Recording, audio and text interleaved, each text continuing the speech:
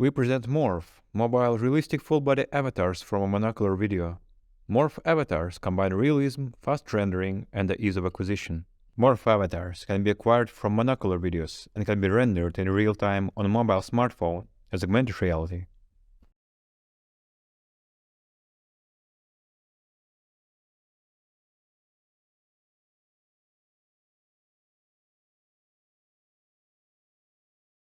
A short recap. MoRF avatars are based on deferred neural rendering approach. That is, they leverage triangular meshes as a geometric proxy, and they use neural textures and rendering networks to create realistic renderings. More specifically, the neural texture is superimposed onto the body mesh, and the resulting latent image is translated into a photorealistic image by a rendering network. For mesh, we leverage the well-known simplex human body model. It doesn't take human hair or garments into account, and these intricacies of the geometry are added by the combination of the neural texture and the render network. Take a look at this garment location marked with a red star. It can be mapped to different regions on the estimated meshes. These different mesh regions are converted by the render network to the same output. Moreover, sometimes the same mesh regions can correspond to different ground truth outputs. Optimizing the neural texture and the rendering network to fit these inconsistencies leads to overfitting. This overfitting results in blurriness and temporal flicker.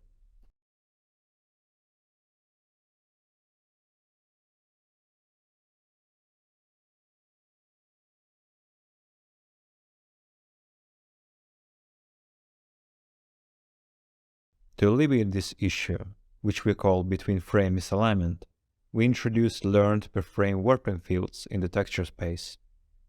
The warping fields are predicted by a separate convolutional network.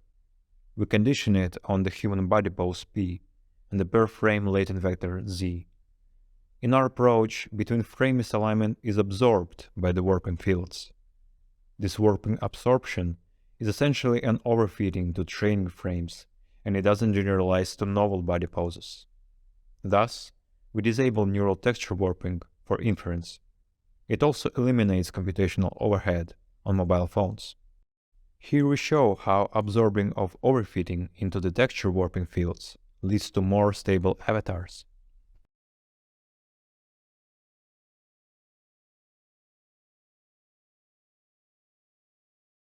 For quantitative and qualitative analysis, we captured videos of 10 people, all having separate training and validation sequences.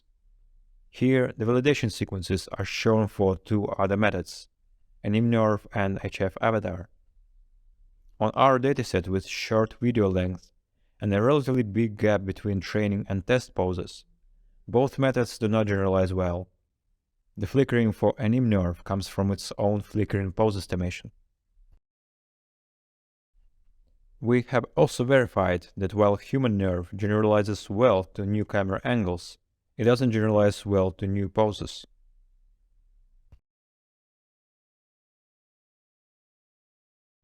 And this is instant avatar, evaluated on their test poses.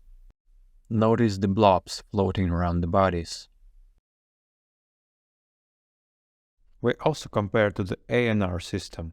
It deals with between-frame misalignment by using split optimization and a two-stage renderer. The author's own results with their segmentation and their pose estimation are shown here for novel poses. To make the comparison more direct, we have re-implemented ANR and use it with R simplex mesh fitting and R segmentation. Finally, the method style people serves as a baseline for both ANR and MoRF. Note that MoRF has better temporal stability compared to both, especially on this red t-shirt pattern.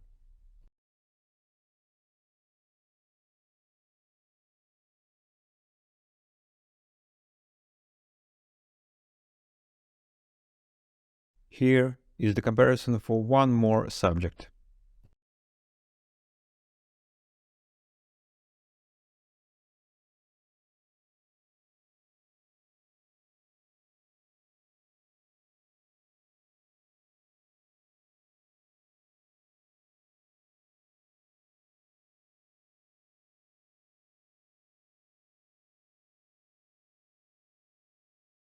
To improve the rendering quality of our avatar system, we leverage a couple of improvements to the process of body mesh fitting. This is SMPL-X baseline for simplex estimation.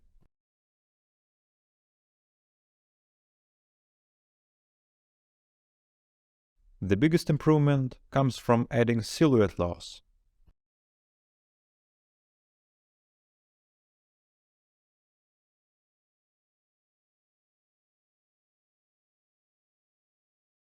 This is the final mesh estimation quality. The temporal loss is added and the body shape is shared. Note the increased temporal consistency of the mesh estimation. And here we show how quality of mesh fitting affects avatar quality.